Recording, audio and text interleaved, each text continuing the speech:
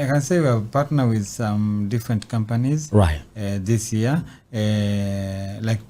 From Tuesday nimekuwa Mombasa. Tumepartner na Buta Garden. Kuangalia kwamba washindi wanapata kwenda holiday. Na I think leo itakuwa kwenye vyombo vya habari ile partnership ambayo tumefanya siku ya jana. Na kuangalia kwamba si tunapata tunzo peke yake. Tukuza si unapata tu trophy and certificate. Award zote zimekuwa vile.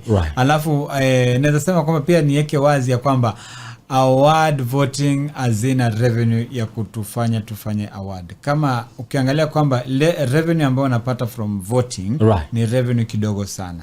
Nilikuwa nataka kuweka wazi kwenye vyombo vya habari. Watu wanasema kwamba watu wanaandaa awards wanapata pesa mingi sana kwenye awards. Najua hiyo swali imekuwa sana. Na naweza sema kwamba revenue ambayo tunapata ni kidogo sana. Mimi itabidi niongeze pesa kwenye biashara zangu nione kwamba Tukuza Award inafanyika. Na sisi ambapo unaona kwamba sisi after award what next tuko nayo. Tunaangalia kwamba kama last year winners walipata, kama waimbaji walipata recording deal ya audio and video na wakapata shopping voucher. Na pia tumepata na Africa International University for scholarship. So unapata kwamba kuna kitu ambao msanii anafurahia. Kama last year nominees walikuwa 450 na this year ni 550. Hiyo ni kumaanisha kwamba kuna watu wameongezeka zaidi ya 100. So ni kumaanisha kwamba kama atungefanya kitu nzuri watu wangepunguka. Lakini wameongezeka kwa sababu ya kwamba kuna vitu zimefanyika. So hii yenye nataja leo ya Buta Garden ile iko pale Watamu ni kitu new ndio nimetaja sasa hapa Blue Radio. Partnership ambayo tumefanya hapo jana ambao hiyo news itakuwa leo. At least tuangalia kwamba wasanii wanafurahia.